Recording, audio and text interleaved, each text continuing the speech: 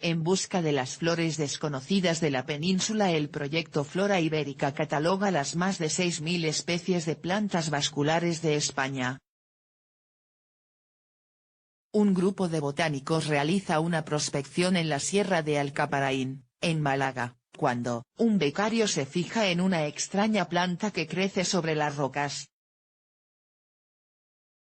Es un arbusto que no sabe identificar, tampoco sus acompañantes más veteranos.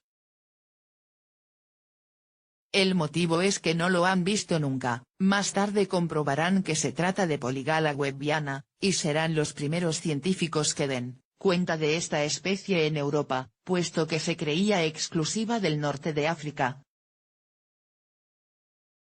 Parece una historia del siglo XVIII, propia de los primeros investigadores que se tomaron en serio la tarea de elaborar un inventario de especies vegetales. Podríamos imaginar a José Celestino Mutis con su lupa, como en los antiguos billetes de 2.000 pesetas, pero ocurrió hace menos de 4 años y no es del todo infrecuente. Casi todos los países europeos tienen un catálogo de flora, pero España, junto con Grecia, es la excepción.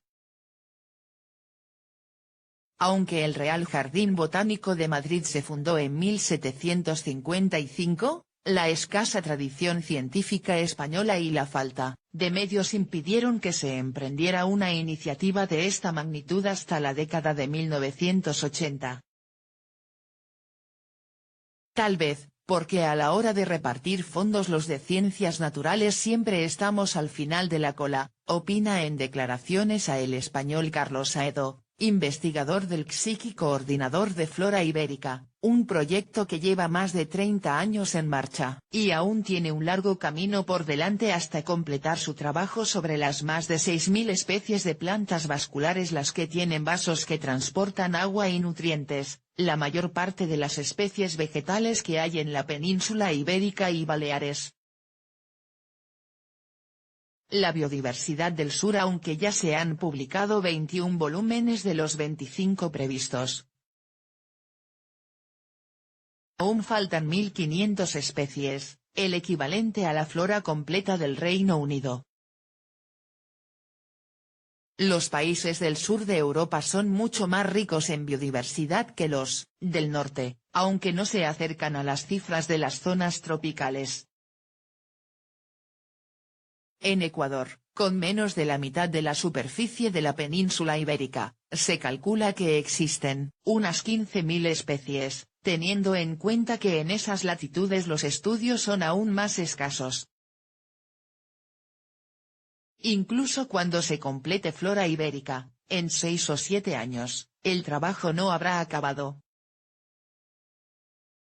Estos catálogos son como un diccionario, están vivos y hay que actualizarlos paulatinamente, señala Carlos Aedo.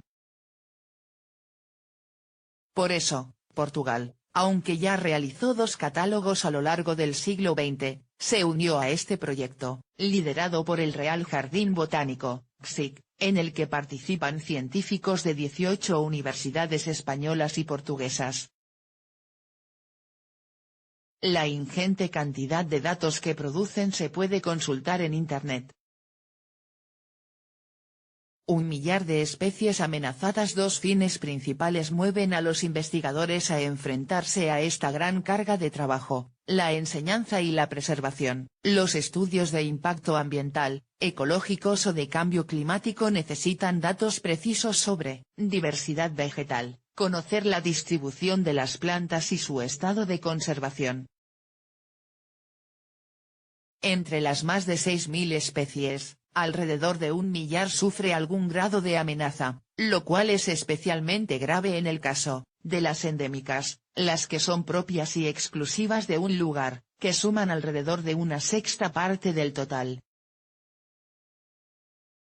Por otra parte, el mundo de hoy, lleno de viajeros, favorece la aparición de plantas invasoras, muchas veces introducidas por la jardinería. Los científicos no saben con seguridad si la planta hallada en la Sierra Malagueña procede de África o es que nadie había reparado en ella, pero esa primera hipótesis parece muy plausible en el caso de otra que pertenece a su mismo género, Polygala balansae, también una especie africana que apareció cerca de Almuñécar, y que sobrevive milagrosamente en la costa granadina acosada por la actividad agrícola. Los herbarios. A pesar de estos ejemplos, un catálogo de plantas no se estudia precisamente a salto de mata, sino con un plan muy elaborado en el que los grupos de investigación se reparten los distintos taxones o familias de plantas. Primero analizamos lo que se sabe de ellas y comprobamos sus rasgos característicos, acudiendo al material que tenemos en los herbarios, comenta Juan Antonio de Besa, investigador de la Universidad de Córdoba, en referencia a las colecciones de plantas secas. La labor de muestreo en el campo es exhaustiva y va más allá del objetivo inicial, por lo que ofrece material nuevo que hay que estudiar, medir, describir y preparar para su almacenamiento. Además de recopilar toda la información, es habitual hacer estudios de polen e incluso a veces se siembran las semillas para estudiar su desarrollo. ¿Hay alguna diferencia con respecto al material que conservan los herbarios desde hace décadas o siglos? Los criterios y las herramientas cambian con el tiempo, apunta de Besa, que añade, además, nos podemos encontrar con que el primero que describió una planta la guardó con un nombre que no es el correcto. Solo en los casos más necesarios se realizan estudios genéticos. ¿El ADN nos puede confirmar si estamos ante una especie nueva? Es información complementaria a las observaciones morfológicas, asegura. Cuando la respuesta está en el ADN. El pasado mes de diciembre, la revista Botanical Journal of the Linnean Society publicó un artículo en el que científicos de la Universidad de Salamanca describían una nueva especie.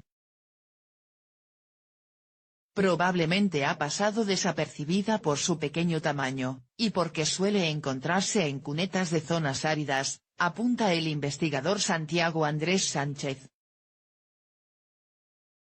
Pero no se trata de que la ciencia haya ignorado su existencia, sino de que se había englobado dentro de otra especie, Philago desertorum, que tiene una enorme distribución geográfica, desde Canarias hasta la India, pasando por todo el norte de África y Oriente Medio.